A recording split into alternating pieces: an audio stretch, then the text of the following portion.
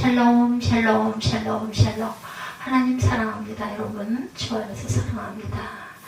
예, 우리 아모스 5장 전체 내용 주석에 봅니다. 이스라엘 백성들은 자신들이 죄악을 회개하지 않으므로 야훼 심판을 받을 수밖에 없음에도 야훼께로 돌아가지 않았어요. 돌이키지 않았습니다. 이 안타까운 마음을 가진 아모스 선지자는 이스라엘 백성들을 향해서 너희는 야훼를 찾으라 그리하면 살리라는 탄식 어린 경고와 간절한 권면을 하게 되죠.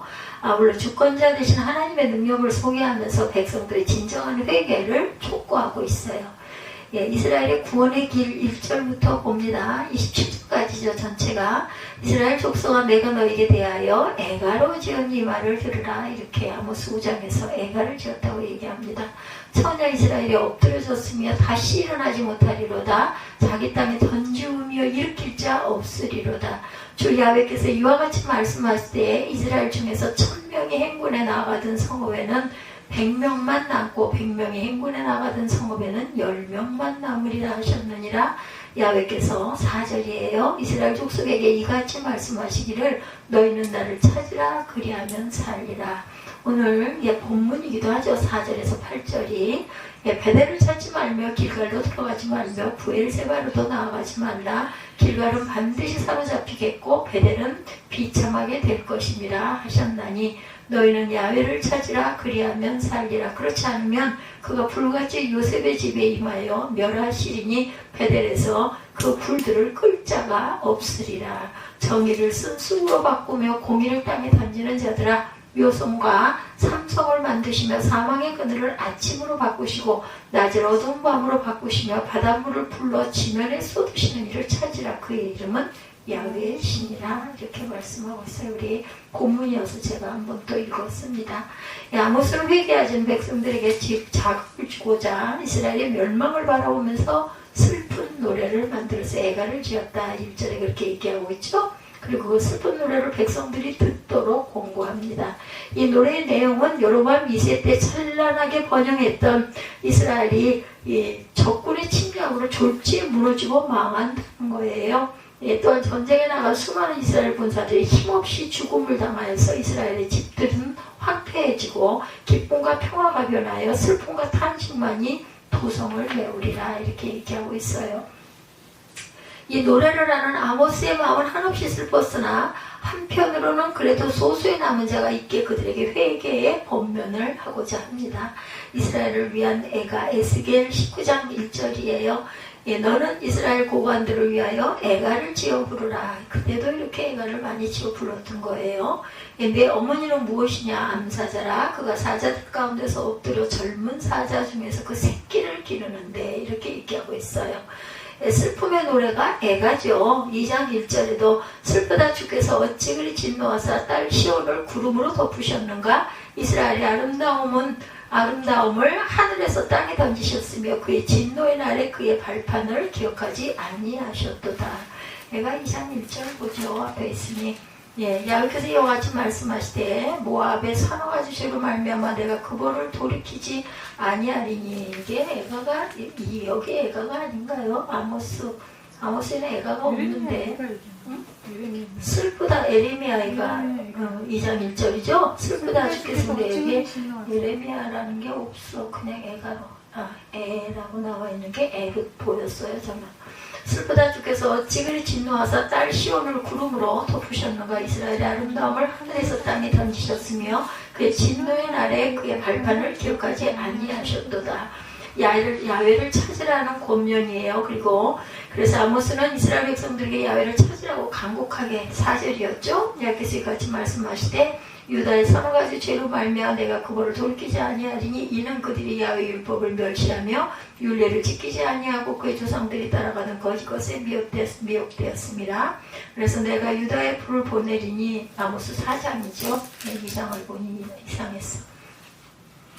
4절 너희는 베델에 가서 범죄하며 길갈에 가서 죄를 더하며 아침마다 너희 생을 3일마다 너희 11조를 드리며 누룩 넣은 것을 부살라 수은제로 드리며 낙헌제로 소리내어 야훼를 찾으라. 5장이에요. 5장 4절. 야훼께서 이스라엘 족속에 이와 같이 말씀하시기를 너희는 나를 찾으라 그리하면 살리라. 어찌 안 나오나 했더니 5장을 4장 가서 헤매니까 있을 리가 있나. 이런 실수를 하면 안 되죠. 그 길만이 살 길임을 아모스는 확신하고 있었어요. 그리고 베델과 길갈과 브엘세바에 가지 말라 그러죠. 그곳은 원래 이스라엘의 선조들이 제단을 쌓으며 하나님을 만나던 곳이었으나 이스라엘 백성들은 이곳에 우상의 제단을 만들었어요. 이 문제는 우상 숭배. 예나 지금이나 똑같습니다. 우상을 숭배해서는 안 된다. 요즘에는 그런 모형은 안 만들지만 내 마음에 하나님보다 더 귀하게 여기는 것이 있으면 우상이죠. 그래서 백성들은 야훼와 우상을 함께 섬기는 혼합된 신앙을 갖고 있었기 때문에 아모스는 이러한 혼합된 신앙을 버리도록 요구합니다. 그리고 야훼께로 돌아와 야훼만을 찾고 섬길 때 구원을 얻게 되리라고 간절히 선포하고 있어요. 야훼를 찾으라. 역대하 15장 2절에도 하나님의 영이 오뎃의 아들 아사랴에게 임하심에 나아가 아사랴를 맞아 이르되 아사와 및 유다와 베냐민의 무리들아 내 말을 들으라. 너희가 야훼와 함께하면 야훼께서 너희와 함께 하실지라. 너희가 만일 그를 찾으면 그가 너희와 만나게 되시려니와 너희가 만일 그를 버리면 그도 너희를 버리시리라 합니다. 하나님의 진노의 불. 이사야 9장 18, 9절에 궁핍한 자가 항상 잊어버림을 당하지 아니하며 가난한 자들이 영원히 실망하지 아니하리로다. 야훼여 일어나사 인생으로 승리를 얻지 못하게 하시며 이방 나라들이 주 앞에서 심판을 받게 하소서. 심판주 되시는 야훼예요. 아모스는 이제 이스라엘의 정치와 사회를 주관하는 지도자들을 향해 그들의 죄를 지적하면서 무엇보다도 야훼 하나님의 어떠한 분이신지를 알아야 한다. 당연하죠. 하나님을 힘써 알아야 되겠죠. 당시 지도자들은 자신의 욕심을 채우고자 올바르게 집행되어야 할 사국적인 절차를 무시하고 불의를 행했습니다.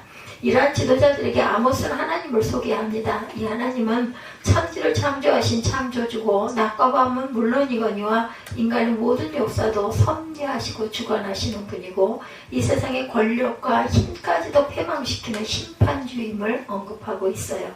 이 같은 야훼께서 인간의 모든 불의와 부정을 엄하게 심판하시리라고 경고하고 있죠. 창조주 야훼다라고 말씀하고 있습니다. 심판주 되시는 야훼. 이르미야 50장 32절. 어쩌지 이게 이 말씀이 뒤에는 또 있네. 말씀이 정리가 되지 않은 것들이 여기에 나와. 이게 여러 권이 있다 보니까 내가 확인을 했는데도 그러네. 이스라엘의 타락상, 지도자들의 도덕적 부패입니다. 아모스는 지도자들의 도덕적인 타락의 상태를 지적하고 있어요. 심판주 되시는 야훼 기록해놓고 한번 찾으세요. 이레미야 50장 32절. 창조주 야훼. 아모스 9장 6절. 아모스 9장은 볼 수 있죠. 9장 6절 보죠. 섭섭하니까 아모스 9장 6절. 그의 궁전을 하늘에 세우시며 그 궁창의 기초를 땅에 두시며 바닷물을 불러 지면에 쏟으시는 이의 그 이름은 야훼의 신이라. 이렇게 말씀하고 있어요. 장을 자꾸 제가 넘겨가지고. 그래서 하나님은 그들의 죄를 너무 잘 알고 있었기에 그저 보고만 계시지는 않으시겠다고 말씀하시죠. 악한 자라도 부정한 방법으로 재물을 모은다 할지라도 악한 자들이 부정한 방법으로 재물을 모은다 할지라도 하나님께서는 이를 없애버리시겠다는 거예요. 그리하여 가난한 자들이 헐벗은 것처럼 이들도 헐벗게 하겠다. 의인들을 미워합니다. 이사야 29장 21절이에요. 부자들의 악행이 야고보서 2장 6절에 나와 있습니다. 열려있는 구원의 길이에요. 참으로 이스라엘은 죄악에 관영하였기에 멸망의 심판을 피할 수 없었으나 아직까지는 구원의 길이 있음을 언급하면서 다시 한번 회개를 촉구하고 있어요.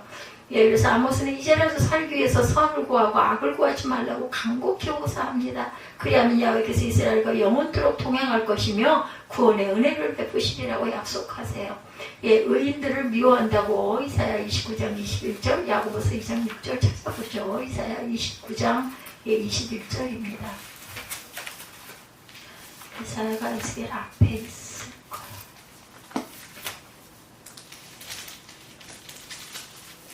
예레미야 앞에 이사야가 있어.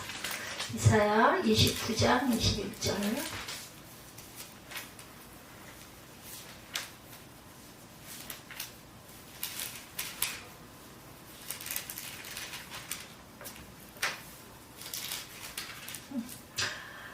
그들은 송사로 사람의 죄를 씌우며 선문에서 판단하는 자를 올무로 잡듯 하며 헛된 일로 의인을 억울하게 하느니라. 헛된 일로 의인을 억울하게 한다. 예, 다른 주석에는 있을 건데.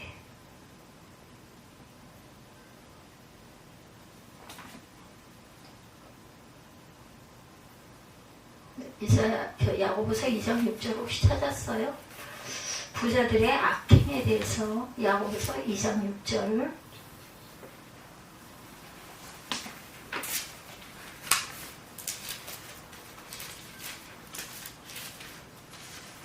2장 6절. 너희는 도리어 가난한 자를 업신 여겼도다. 부자는 너희를 억압하며 법정으로 끌고 가지 아니하느냐. 이렇게 얘기해요. 예, 부자가 오히려 그죠? 너희를 억압하며 법정으로 끌고 간다고 얘기하고 있습니다. 예, 억압하며 법정으로. 예, 열려있는 구원의 길이에요. 참으로 이스라엘은 죄악에 관영하였기에 멸망의 심판을 피할 수 없었다. 아직까지는 구원의 길이 있음을 언급하면서 다시 한번 회개를 촉구하죠. 아모스는 이제라서 살기 위해서 선을 구하고 악을 구하지 말라고 간곡히 호소합니다. 그리하면 야훼께서 이스라엘을 영원토록 동행할 것이다. 구원의 은혜를 베푸시리라. 선을 구하라고 신명기 30장 19절, 악을 미워하라고 로마서 12장 9절이에요. 로마서 12장 9절 보죠.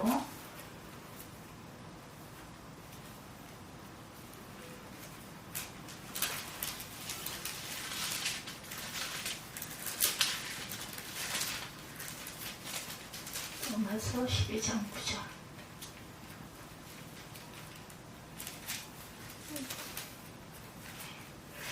사람에는 거짓이 없나니 악을 미워하고 선에 속하라. 우리 많이 알던 말씀인데, 예, 로마서 12장 9절. 선에 속하라. 악을 미워하고 선에 속하라. 그리고 신명기 30장 19절에도 같은 말씀을 하고 있습니다. 이스라엘의 타락의 결과가 어땠어요? 아모스 호소에도 불구하고 돌이키지 않은 이스라엘이 마침내 멸망을 당하고 슬피 애통하는 날이 올 것을 아모스는 예언하지. 오늘 본문에서. 그래야 이 집과 거리마다 죽을 자를 위한 탄식과 슬픔이 충만하고 더 이상 울 수가 없어서 대신 울 수 있는 사람을 부를 정도로 참담하게 되리라고 그래요. 자연이 기쁨의 상징이었던 포도원에도 슬픔과 눈물만이 남게 될 것이다. 5장에 보면, 그래서 정의를 쓴 쑥으로 바꾸며 공의를 땅에 던지는 자들아, 묘송과 삼성을 만드시며 사막의 그늘을 아침으로 바꾸시고 낮을 어두운 밤으로 바꾸시며 바닷물을 불러 지면에 쏟으시는 이를 찾으라. 그의 이름은 야훼시니라. 그가 강한 자에게 갑자기 패망이 이르게 하신즉 그 패망이 산성에 미치느니라. 무리가 성문에서 책방하는 자를 미워하며 정직하게 말하는 자를 싫어하는도다. 10절까지 내용이었어요. 이 모든 상황은 이스라엘 가운데 지나가시는 하나님의 심판으로 야기된 결과다. 애통하는 백성들이에요. 예레미야 9장 17, 8절에 만군의 야훼께서는 이와 같이 말씀하시되 너희는 잘 생각해보고 곡하는 부녀를 불러오며 또 사람을 보내 지혜로운 부녀를 불러오되 그들로 빨리 와서 우리를 위하여 애곡하여 우리의 눈에서 눈물이 떨어지게 하며 우리로 꺼풀에서 물이 쏟아지게 하라. 눈꺼풀에서 물이 쏟아지게 하라. 가운데로 지나가시는 심판주라고 출애굽기 12장 12절입니다. 내가 그 밤에 애굽 땅에 두루다니며 사람이나 짐승을 막론하고 애굽 땅에 있는 모든 처음 난 것을 다 치고 애굽의 모든 신을 내가 심판하리라. 나는 야훼라. 확실한 야훼 심판이에요. 야훼 날에 대한 착각입니다. 아모스는 회개하지 않은 백성들에게 그들이 갖고 있는 막연한 소망까지도 부질없는 것으로 말하면서 그들의 희망까지 여지없이 깨뜨리고 있어요. 당시 이스라엘 백성들은 자신들의 죄악은 아랑곳하지 않고 하나님의 선민으로 마지막 야훼 날에 구원의 축복을 받으리라고 확신하고 있죠. 그러나 아모스는 회개하지 않는 이스라엘에게 야훼 날은 멸망을 당하는 심판의 날이라. 그렇죠. 회개 안 하면 당연히 야훼 날이 멸망을 당하는 사람들에게는 심판이죠. 특별히 사자, 곰, 뱀 등을 언급하면서 이스라엘이 하나님의 심판을 피할 수 없을 것이다.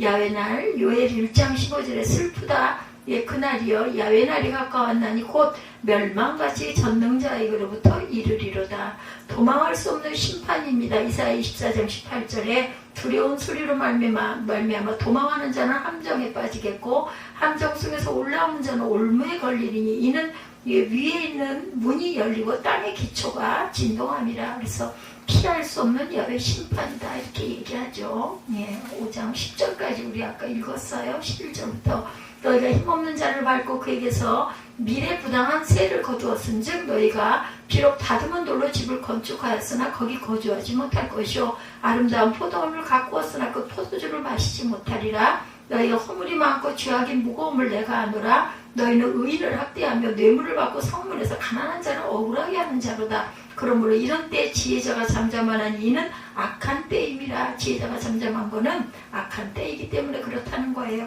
너희는 살려면 선을 구하고 악을 구하지 말지어다. 만군의 하나님 야훼께서 너희의 말과 같이 너희와 함께 하시리라. 너희는 악을 미워하고 선을 사랑하며 성문에서 정의를 세울지어다. 만군의 하나님 야훼께서 혹시 요셉의 남은 자를 불쌍히 여기시리라. 그러므로 주 만군의 하나님 야훼께서 이와 같이 말씀하신다.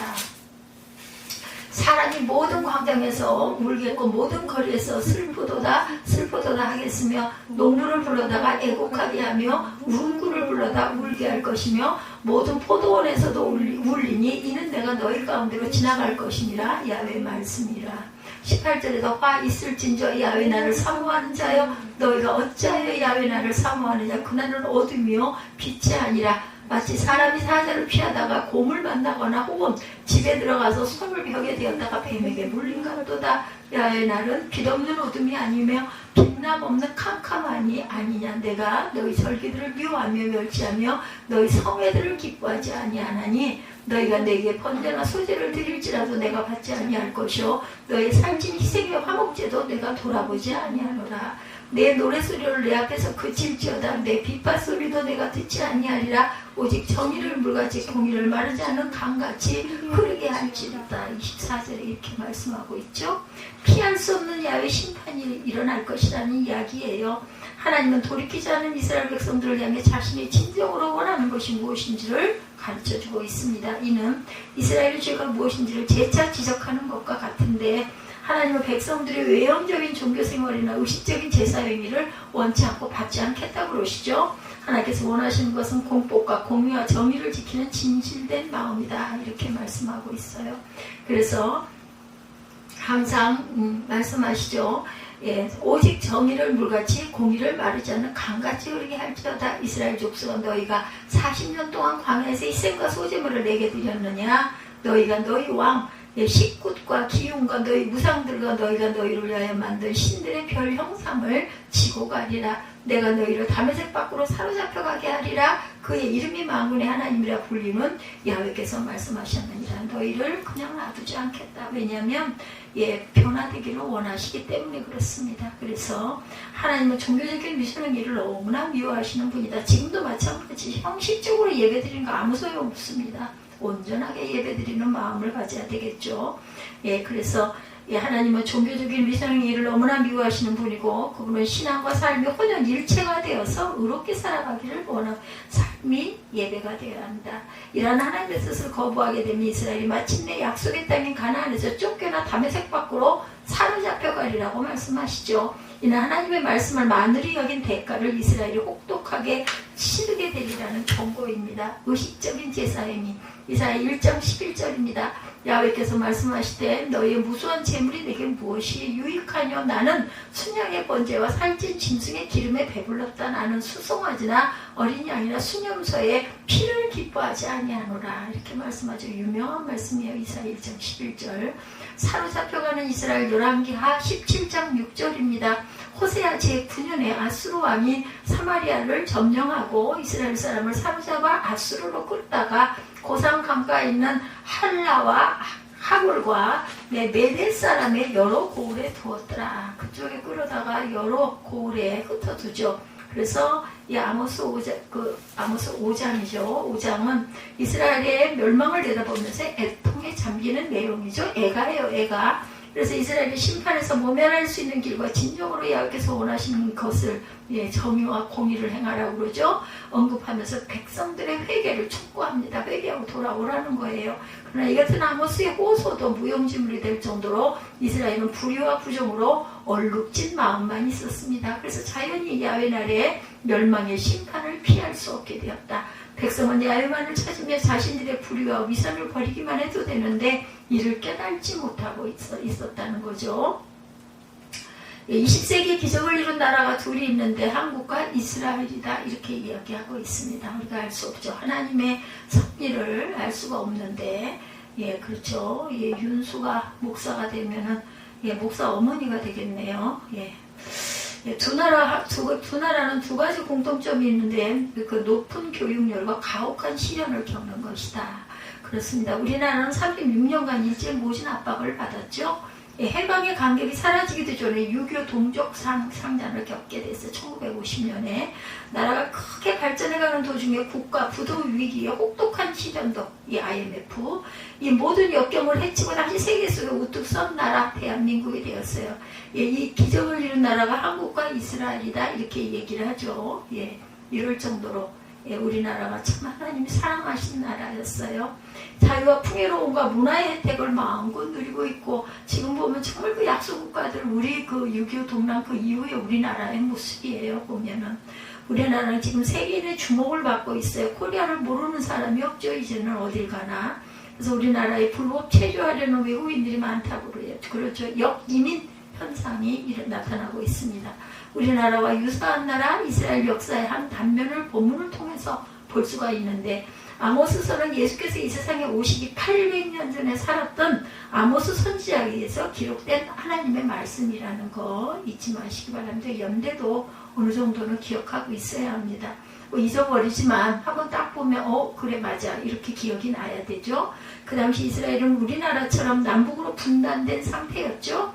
이스라엘이 우리나라와 참 많이 닮았어요. 이런 부분이. 남쪽 유다는 우시아 왕이 군사력을 강화하여 블레셋과 에돔과 암몬을 이기고 국가 증움을 맞은 때였었어요. 유다는 우시아 왕이.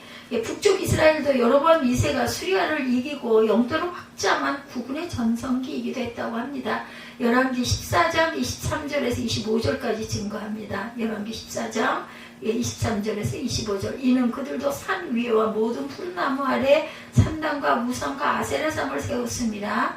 열왕기 상이에요. 14장 24절에 그 땅에 또 남색하는 자가 있었고 야훼께서 이스라엘 자손 앞에서 쫓아내신 국민의 모든 가증한 일을 무리가 본받아 행하였더라.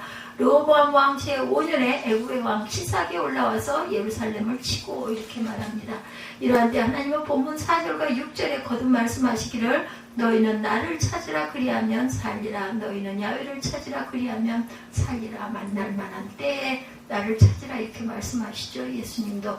유다와 이스라엘은 어려운 때가 아닌 마음껏 풍요를 누리고 있을 때 아무 문제가 없어 보여요. 그런데 왜 이런 말씀을 하셨을까? 당시 유다와 이스라엘의 국력은 강한 반면에 내부적으로는 온갖 불법과 불의가 만연해 있었어요. 부자는 가난한 자를 압제하며 포악을 행했고 사치하고 방종했다. 아모스 2장 6절에서 8절에 증거하고 있습니다. 아모스 2장 볼까요? 아모스 2장 6절에서 8절 야훼께서 이같이 말씀하실 때 이스라엘의 서너 가지 죄로 말미암아 내 그거를 돌이키지 아니하리니 이는 그들이 은을 받고 의인을 팔며 신앙킬레를 받고 가난한 자를 팔며 또한 힘없는 자의 머리를 티끌먼지 속에 발로 밟고 연약한 자의 길을 굳게 하며 아버지와 아들이 한 젊은 여인에게 다녀서 내 거룩한 이름을 더럽히며 모든 제단 옆에서 전당 잡은 옷 위에 놓으며 그들의 신전에서 벌금으로 얻은 포도주를 마시니라 이렇게 말씀하죠. 내가 아모리 사람을 그들 앞에서 멸하였나니 그 키는 백향목으로 피어갖고 강하기는 상수리 나무 같으나 내가 그 위에 열매와 그 아래 뿌리를 진멸하였느니라 이렇게 말씀하고 있어요. 그리고 또한 내가 너희를 애굽 땅에서 이끌어내어 40년 동안 광야에서 인도하여 아모리 사람의 땅을 너희가 차지하게 하였다고 이렇게 말씀하세요. 하나님이 이렇게 은혜를 주셨는데 너희가 그것을 이렇게 갚느냐라는 것이죠. 이러한 때 아모스 선지자는 죄악으로 인해 다가올 하나님의 무서운 진노의 심판을 계시받고 조국과 민족을 구하고자 너희는 야훼를 찾으라 그리하면 살리라 하고 외쳤던 건데 아무도 듣지 않죠. 오늘날 우리가 살고 있는 이 사회를 바라볼 때 아모스 선지자의 시대를 방불케 하는 것 같다. 물질 문명은 하루가 다르게 발전해 갑니다. 풍요롭고 자유롭고, 그러나 내면은 어때요? 망연된 부정부패, 땅에 떨어진 윤리, 문전성시를 이루고 있는 무당과 점술가들이 성행하고 있다고 합니다. 그리고 하나님을 향한 열심히 식어진 한국교회 신자들을 보시는 하나님은 지금도 동일한 말씀을 하세요. 너희는 야훼를 찾으라, 그리하면 살리라. Seek me and live. 이렇게 얘기하고 있죠. 왜 야훼를 찾아야 할까? 첫째, 잃었으니 찾아야 한다는 거예요. 찾으라는 것은 잃었음을 전제로 한 말이죠. 아모스 선지자 당시 유다와 이스라엘 나라는 국토를 넓혔고 부요와 평안을 누리고 있었는데 이 복을 주신 하나님을 잊고 있어요. 이 하나님을 잃어버렸어. 이러한 인간의 배은망덕을 보신 하나님은 진노와 심판을 준비하고 계십니다. 이 안타까운 사실을 계시받은 아모스 선지자는 너희는 야훼를 찾으라, 그리하면 살리라 말씀합니다. 어느 시대나 나타나는 인간의 심리적 현상은 별 차이가 없어요. 인류의 시조인 아담과 하와가 먹는 것 까닭에 하나님을 잃어버리죠. 선악과 때문에. 노아 홍수 때에도 사람들은 먹고 마시며 즐기고 시집가고 장가가고 향락에 도취되어 하나님을 잊어버립니다. 이들을 향해서 노아는 너희는 야훼를 찾으라, 그리하면 살리라, 이렇게 똑같이 외쳤어요. 그런데도 노아의 권유에 관심을 보이는 사람이 아무도 없었다. 끝내 그들은 홍수의 심판으로 멸망하고 말죠. 성경은 이러한 범죄 하나님의 심판이 반복되는 역사를 계속해서 밝힙니다. 변덕심한 인간의 마음을 아신 하나님은 신명기 8장 12절에서 14절에 말씀하시기를 내가 먹어서 배부르고 아름다운 집을 짓고 거주하게 되며 내 소와 양이 번성하며 내 은금이 증식되며 내 소유가 다 풍부하게 될 때에 내 마음이 교만하여 내 하나님 야훼를 잊어버릴까 염려하노라, 이렇게 말씀하세요. 사람의 마음은 참으로 나약한 존재지요. 가난하고 병들면 믿음이 약해져서 낙심한 나머지 하나님을 원망하며 하나님의 곁을 떠나기 쉽습니다. 뭐 이렇게 떠나면 사나요? 죽지요 결국. 반면 조금만 부하고 존귀한 자리에 앉게 되면 교만해서 하나님을 멀리하기 쉬운 것이 사람의 마음이다. 내가 꼭 뭐가 된 것 같고, 그죠?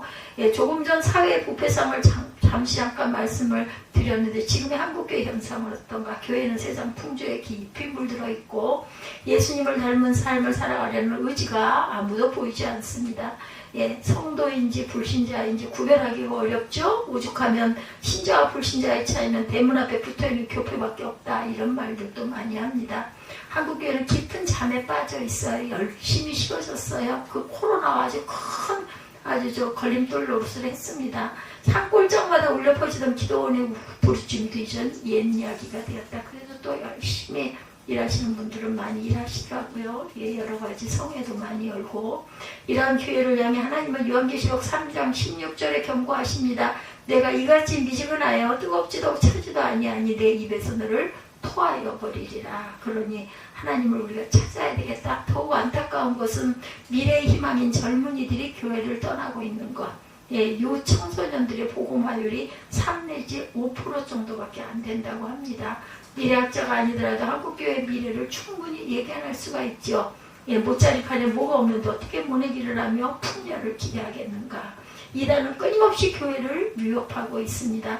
전에는 문선병이 교주인 통일교와 박태산이 교주인 전도관이 극성을 부렸는데 지금은 이만희가 교주인 신천지, 안상홍이 교주인 하나님의 교회가 극성을 부리고 있죠. 이슬람은 아시아에서 대한민국을 표적으로 삼고 집중 공략을 하고 있다고 합니다. 현재 한국에는 약 10만 명의 이슬람 교도들이 있는데 한국 출신 이슬람 교도는 약 2만 명이나 된다고 그래요. 문제는 그 숫자가 급속도로 늘어나고 있다는 거죠. 그들은 또 이렇게 돈이 많은지 몰라요. 그 돈이 그렇게 많아요. 이단들이 전부 다.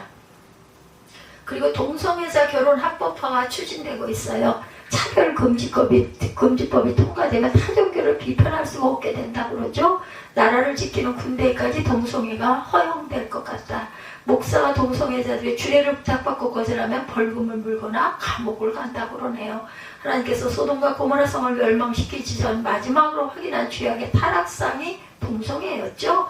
창세기 9장 4절에서 8절입니다. 그들이 눕기 전에 그 성사람 곧 소돔 백성들이 노소를 망란하고 원근에서 다 모여 그 집을 에워싸고 롯을 부르고 그에게 이르되 오늘 밤에 내게 온 사람들이 어디 있느냐 끌어내라 우리가 그들을 상관하리라 했죠. 예, 롯이 문 밖에 무리에게 나가 뒤로 문을 닫고 이르되 청하노니 내 형제들이라 이런 악을 행하지 말라 내게 남자를 가까이 하지 아니한 두 딸이 있노라.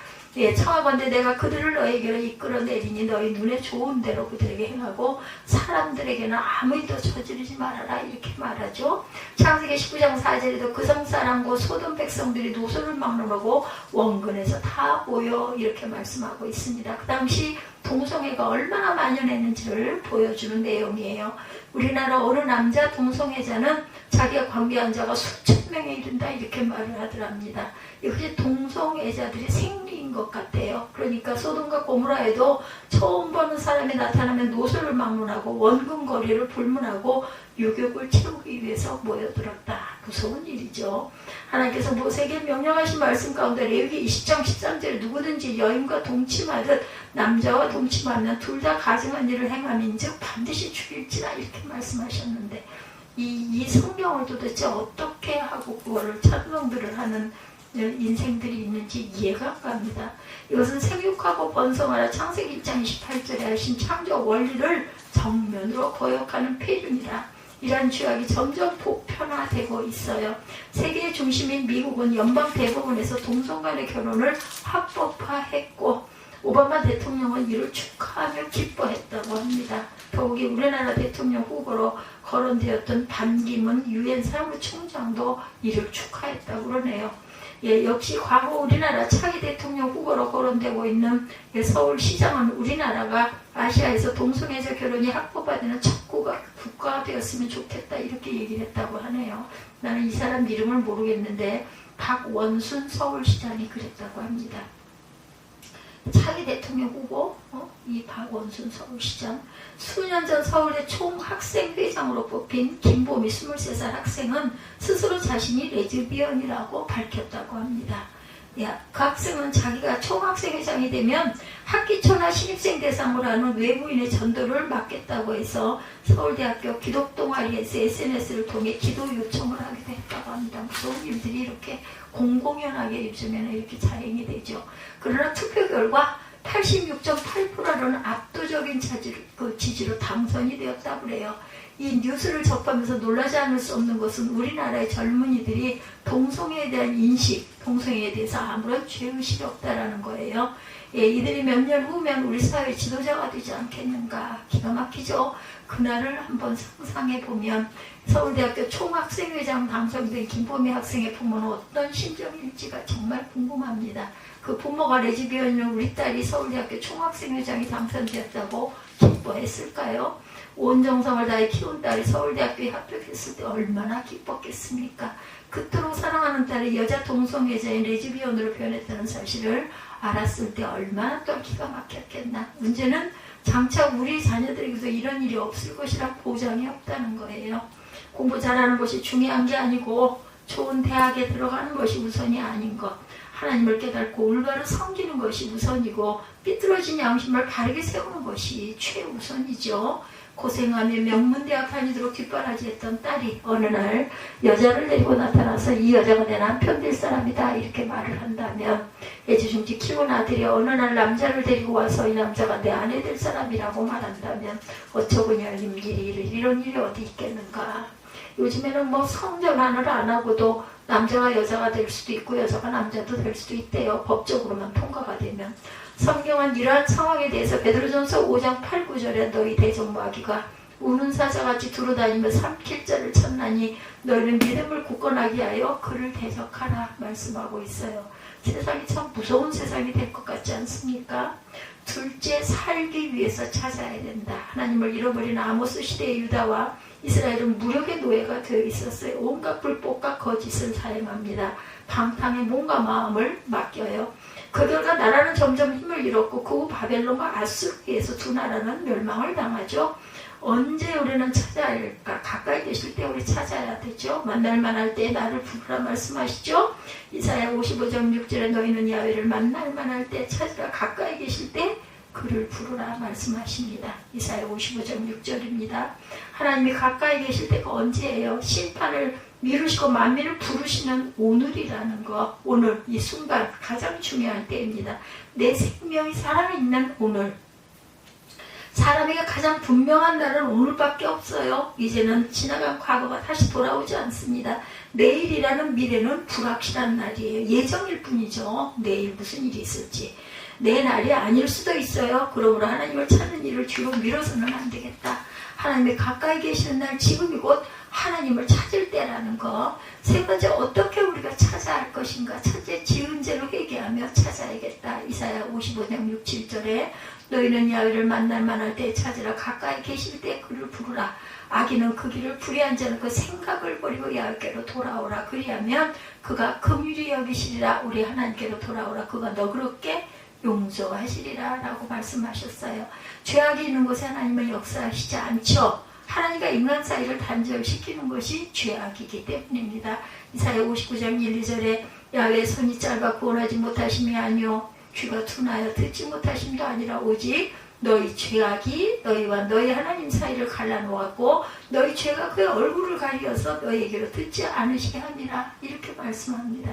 성경 말씀은요 1.1획도 변함이 없어요. 딱 생각해보면 말씀을 읽어보면 정확하게 판단이 되죠. 이처럼 죄는 하나님과 인간 사이를 단절시킨다. 그러므로 하나님을 찾되 어떻게 회개하며 찾아야 한다는 거예요. 예레미야 5장 25절에 너희 죄가 너희로부터 중한 것을 막았느니라고도 말씀하고 있어요. 오늘 본문 25절. 이스라엘 족속아 너희가 40년 동안 광야에서 희생과 소제물을 내게 드렸느냐. 너희가 너희 왕 시국과 기운과 너희 우상들과 너희가 너희를 위해 만든 신들의 별 형상을 지고 가리라. 내가 너희를 담에색 밖으로 사로잡혀가게 하리라. 그의 이름이 만군의 하나님이라 불리는 야훼께서 말씀하셨느니라 말씀합니다. 23, 4절 내 노랫소리를 내 앞에서 그칠지어다. 내 비파소리도 내가 듣지 아니하리라. 오직 정의를 물같이 공의를 마르지 않는 강같이 흐르게 할지어다. 이스라엘 족속아 너희가 40년 동안 광야에서 희생과 소제물을 내게 드렸느냐. 다 필요 없다는 거죠. 그래서 아까 이 부분은 예레미야 5장 25절이죠. 예레미야 거기는 아모스고 너희 죄가 너희로부터 중한 것을 막았느니라 말씀합니다. 이사야 1장 18절에도 여호와께서 말씀하시되 오라 우리가 서로 변론하자. 너희의 죄가 주홍 같을지라도 눈과 같이 희어질 것이요 진홍같이 붉을지라도 양털같이 희게 되리라. 둘째, 기도로 또한 찾아야 합니다. 우리가 말씀 속에서 찾아야 되고 또 기도로 찾아야 된다. 기도는 자동차 엔진과 같고 사람의 심장과도 같아요. 기도는 신앙인의 호흡이며 생명입니다. 그러므로 기도에 대해서 말씀하시기를 어떻게 기도하라고 그래요? 쉬지 말고 기도하라. 데살로니가전서 5장 17절이죠. 야고보서 4장 2절에도 너희가 얻지 못하면 구하지 아니하기 때문이요라고 하셔요. 기도는 하나님의 능력이 내게 흘러들어오는 통로임을 알 수가 있습니다. 기도는 하나님의 능력으로 원하는 것을 얻는 길임을 우리가 잊지 말아야 합니다. 2차 세계대전 당시 호르몬이 품에서 자라는 어느 공군 조종사가 출전을 합니다. 전쟁터로 나가는 아들에게 어머니는 당부하기를 전쟁 중에 위험한 일을 만날 때 담대한 마음으로 하나님을 찾아라 이렇게 말씀하셨어요. 전장에 나간 이 조종사의 전투기가 격전 중에 적의 공격을 받습니다. 전투기는 기능을 잃고 비틀거립니다. 캄캄한 밤 레이더까지 작동이 되지 않아요. 긴박한 순간에 어디가 어디인지 전혀 알 수 없는 상황에 생명을 위한 인간이 할 수 있는 일은 아무것도 없었어요. 이때 조종사의 뇌리에 어머니의 말씀이 기억이 났다고 그래요. 전쟁 중에 위험한 일을 만났을 때 담대한 마음으로 하나님을 찾아라. 조종사는 짧은 순간이지만 간절한 마음으로 하나님께 기도를 했다고 그래요. 멋대로 곤두박질을 치던 전투기는 광음을 내며 땅에 떨어졌습니다. 잠시 후 이 조종사의 의식이 돌아오죠. 모든 것이 끝난 줄 알았던 이 조종사는 약간의 부상을 입었을 뿐 무사했다고 그래요. 캄캄한 밤 조종이 불가능한 비행기가 추락했는데 살아난 것도 기적이지만 날이 밝자 이 조종사는 더 극기적인 놀라지 않을 수 없었다고 그러죠. 주위는 망망대해인데 비행기는 작은 섬 잔디 위에 떨어져 있더랍니다. 그 후 구조된 조종사는 이 사실을 고향에 계신 어머니에게 편지로 알렸어요. 편지를 받은 어머니는 아들을 지켜주신 하나님의 은혜에 눈물로 감사 기도를 드렸다고 그러죠. 어느 날 밤 전쟁터에 나간 아들이 염려되어 잠을 이룰 수가 없었던 어머니는 교회에 나가 밤새워서 간절히 기도를 했다 그러죠. 이렇게 간절히 기도하던 그날 밤 아들이 사고를 당했던 거죠. 하나님을 찾아 부르시는 두 모자를 그 큰 환난에서 하나님이 지켜주신 거죠. 그러면 하나님은 시편 50편 15절에 환난 날에 나를 부르라 내가 너를 건지리니 네가 나를 영화롭게 하리라고 말씀하셨어요. 1000번째 기도를 드리는 분들 많으시죠. 1000번 기도를 강조하는 것은 목회의 처음이자 마지막이다. 많은 동참들을 해서 마음에 작정하시고 뭐 어디를 꼭 가지 않더라도 골방에서 기도하시면 됩니다. 우리 교회 한국교회를 위해서 우리 자녀들을 위해서 이 나라를 위해서 우리가 정말 정신을 차리고 깨어서 기도할 때라는 것을 잊지 마십시다. 베드로전서 5장 8, 9절이죠. 근신하라 깨어라 너희 대적마귀가 우는 사자같이 두루다니며 삼킬 자를 찾나니 너희는 믿음을 굳건하게 하여 그를 대적하라 말씀하시죠. 하나님을 찾아야 돼요. 지금 어느 때보다 더욱 하나님을 찾을 때라는 것. 세상 모든 풍조는 하나님의 뜻을 역행하는 길로 달려가고 있어요. 교회마저 하나님을 따르는 것이 아니라 세상을 따르고 있기 때문이다. 제가 지난번에 수련회 갔다가 느낀 것도 그런 부분들이에요. 이런 우리의 시대, 이런 한국교회를 향해서 하나님은 안타까운 심장으로 말씀합니다. 아모스 5장 6절이죠. 야훼를 찾으라 그리하면 살리라 세크니 그죠? 할 수 없을 것 같은 일을 해라 실패하라 그리고 다시 도전하라. 이번에는 더 잘 해보라. 넘어져 본 적이 없는 사람은 단지 위험을 감수해 본 적 없는 사람일 뿐이다 말씀합니다. 우리의 차례 이 순간을 자신의 것으로 항상 만들으라고 오프라 윈프리가 이렇게 말을 했네요. 영어로 기록되어 있는 것은 제가 안 읽겠습니다. 장애물 때문에 반드시 멈출 필요는 없다. 벽에 부딪힌다면 돌아서서 포기하지 말아요. 어떻게 벽에 오를지 뚫고 갈 수 있을지 돌아설 순 없는지 생각해봐요. 마이클 조던이 이렇게 얘기했어요. 당신이 바라거나 믿는 바를 말할 때보다 그것을 가장 먼저 듣는 사람은 당신이다. 그것은 당신이 가능하다고 믿는 것에 대해서 당신과 다른 사람 모두를 향한 메시지다. 스스로에게 한계를 두지 말아라. 오프라 윈프리가 말합니다. Every time you state what you want or believe 이렇게 얘기합니다. 내가 말하고 싶은 것은 삶을 세월의 관점에만 보아서는 안 된다는 것. 장수와 행복이 불가분의 관계를 맺고 있지는 않다. 행복은 도전에 직면해서 온몸으로 그 도전에 맞서고 위험을 감수하는 데서 온다. 당신이 진정으로 중요하게 하는 것을 위해 위험을 무릅쓸 각오가 되어 있지 않다면 당신은 죽은 거나 진배 없다. 다이앤 프롤로그입니다. 또한 변하는 인간의 정신에 막대한 심리적 영향을 미친다. 두려워하는 자는 상황이 악화될까봐 걱정함으로 위협적으로 느낀다. 희망에 찬 자는 상황이 나아질 것을 기대함으로 용기를 낸다. 자신 있는 사람에게 도전이란 더 나은 것을 만들기 위한 과정이기에 분발의 계기가 된다고 킹 휘트니 주니어가 이렇게 말을 하고 있습니다. 인생을 돈벌이에만 집중하는 것은 야망의 빈곤을 보여주는 것이다. 내 스스로에게 너무 적은 것을 요구하는 것이다. 야망을 가지고 더 큰 뜻을 이루고자 할 때 비로소 진정한 자신의 잠재력을 실현할 수 있다. 버락 오바마입니다. 또한 어떤 존재가 될 수 없다면 나는 될 수 있을 법한 존재가 되련다. Been has never been but has was once are 이렇게 말하네요. 될 수 있을 법한 존재란 별을 향해 뻗어나가는 아마도의 존재이기 때문이다. 나는 누가 됐을 뻔했던 사람보다는 이었던 사람이 되겠다. 됐을 뻔했던 사람은 한 번도 그 존재가 되보지 못했으니 이었던 사람은 한때 그 존재로 살아갔기 때문이다. 밀턴 벌리가 이렇게 말합니다. 공포를 느껴라 그리고 그래도 도전하라. 수잔 제퍼스예요. 행복은 깊이 느끼고 단순하게 즐기고 자유롭게 사고하고 삶에 도전하고 남에게 필요한 사람이 되는 능력에서 나온다. 스톰 제임스입니다. 중요한 것은 학습을 중단하지 않고 도전을 즐기고 애매모호함을 받아들이는 것이다. 종국에는 확실한 해답은 없기 마련이라고 마티나 꾸머가 말해요. 20년 후 당신은 했던 일보다 하지 않았던 일로 인해 더 실망할 것이다. 그러므로 돛줄을 던져라. 안전한 항구를 떠나 항해하라. 당신의 돛에 무역풍을 가득 담아라. 이렇게 말씀합니다. 우리가 하나님이 주신 귀한 메시지들을 절대로 잊지 말고 말씀 속에서 하나님을 만나는 축복이 저와 여러분에게 임하시기를 주님의 이름으로 축복합니다.